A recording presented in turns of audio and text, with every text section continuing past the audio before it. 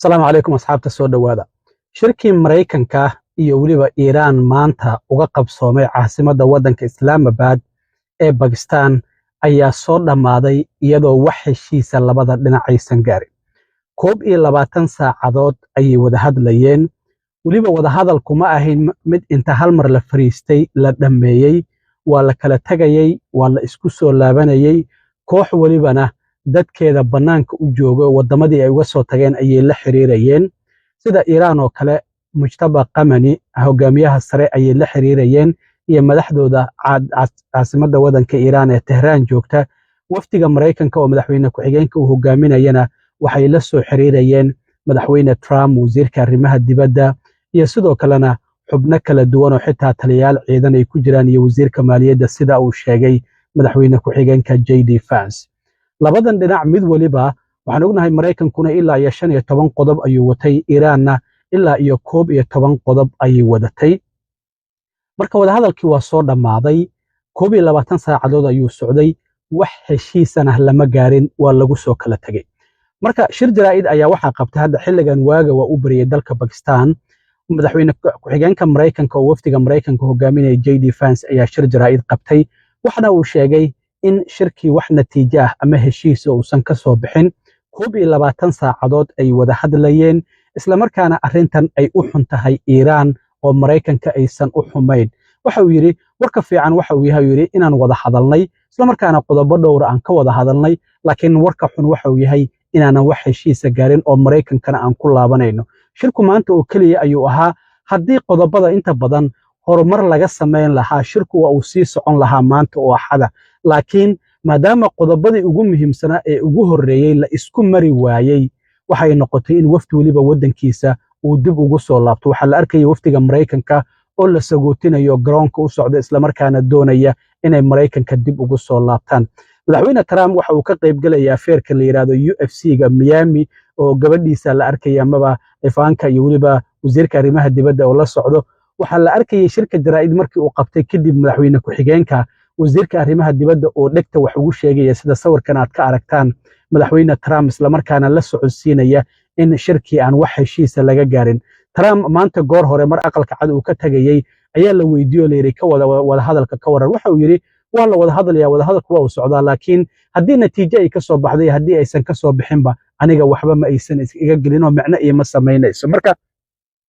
shirkii waa lagu soo kala tagay wax heshiis lama gaarin saddex su'aalood oo kaliya ayaa la weydiiyay madaxweyne ku-xigeenka markii shirku uu dhamaaday tan ugu horeysay waxay ahayd waxyaabaha maxaa ka mid ahaa la isku mari waayay arrinta waxa uu soo qaaday nuclearka sida muuqatay Iiraan waxay tiri nuclearkeena waan sii sameysanaynaa marka waxa uu yiri Iiraan ma doonayso in ay hub nuclear ma doonayna inay hub nuclear samaysato isla markaana ay xitaa yeelato waxyaabaha laga samaysan karo sida uraniumka oo kale waxa sidoo kale la weydiiyay Iiraan in lacagihii laga xayiray oo Mareykanka iyo Yurub ay ka xayireen in loo fasaxo ma laga wada hadlay ayuu yiri arrintaasi waan ka wada hadalnay waxa kale oo la weydiiyay intii wada hadalladu ay socdeen madaxweyne Trump ma la xiriiraysan waxa uu yiri ilaa iyo tiro ka 10 jeer ka badan ayaa xiriir la sameeyay ayuu yiri isaga oo kaliyana ma ahayn oo wasiirka arrimaha dibadda wasiirka maaliyadda iyo taliyaal ciidan ayuu magacaabay marka shirkii Mareykanka iyo Iiraan ay ku wada yeesheen caasimadda Islaamabad ee waddanka Pakistan 21 saacadood ayaa la wada hadlayay oo waliba dhowr jeer la isku laabtay waxa uu ku soo dhamaaday natiijo la'aan Iiraan waxyaabaha ay diidantaa waxa ka mid ah marinka Hormuz inay furto kale waxay doonaysaa Israa'iil inay dagaalka ka joojiso Lubnaan walow iyaguna ay wada hadli doonaan toddobaadkan Mareykanka ay ku wada hadli doonaan Lubnaan iyo waliba Israa'iil ra'iisul wasaaraha Israa'iil oo maanta hadlana waxa uu yiri anaga ujeedadeena waxay tahay inaan hubka dhigis ka sameeyno ururka Xisbullah oo Lubnaan ka dagaalama marka sida muuqata maxaa xigi doona hadda waa la arki doonaa laakiin Mareykanka iyo Iiraan wada hadalkoodii natiijo la'aan ayuu ku soo dhamaaday waa lagu soo kala tagay labada wafuudna waxay dib ugu soo kala laaban doonaan Washington iyo waliba Tehran waa la arki doonaa haddii kulamo kale loo ballamo iyo haddii xiisadu mar kale ay qaraaraato Trump muxuu ka dhihi doonaa waan arki doonaa bartiisa Truth Socialka haddii isaguna uu arrintaasi qoraal ka soo qoro iyo hanjabaado kala duwan hadduu soo qoro bal waa kan uu madaxweyne ku-xigeenka JD Vance shirkii jaraa'id ee koobnaa uu qabto uga warbixinayay in wada hadalladii heshiis la'aan ay ku soo dhamaadeen Whatever shortcomings in the negotiation, it wasn't because of the Pakistanis who did an amazing job and really tried to help us and the Iranians bridge the gap and get to a deal. We have been at it now for 21 hours, and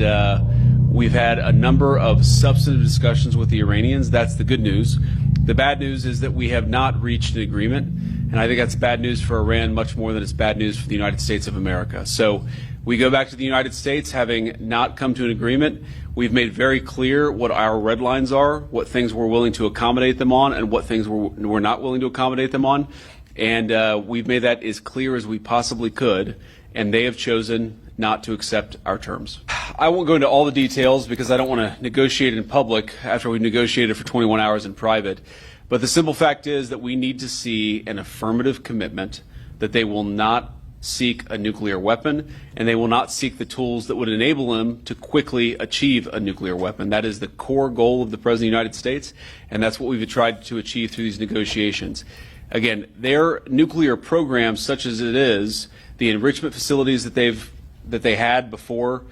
they've been destroyed. But the simple question is, do we see a fundamental commitment of will for the Iranians not to develop a nuclear weapon, not just now, not just 2 years from now, but for the long term? We haven't seen that yet. We hope that we will. We talked about all those issues, Jen, and we talked about a number of issues beyond that. And so certainly those things came up. But again, we just could not get to a situation where the Iranians were willing to accept our terms. I think that we were quite flexible. We were quite accommodating. The president told us, you need to come here in good faith and make your best effort to get a deal. We did that. And unfortunately, we weren't able to make any headway. Yeah, obviously, we were talking to the president consistently. I don't know how many times we talked to him, a half dozen times, a dozen times over the past 21 hours. We obviously also talked to Admiral Cooper, to Pete, to Marco, to the entire national security team. We talked to Scott Bessent a number of times. So look, we were constantly in communication with the team because we were negotiating in good faith. And we leave here with a very simple proposal, a method of understanding that is our final and best offer.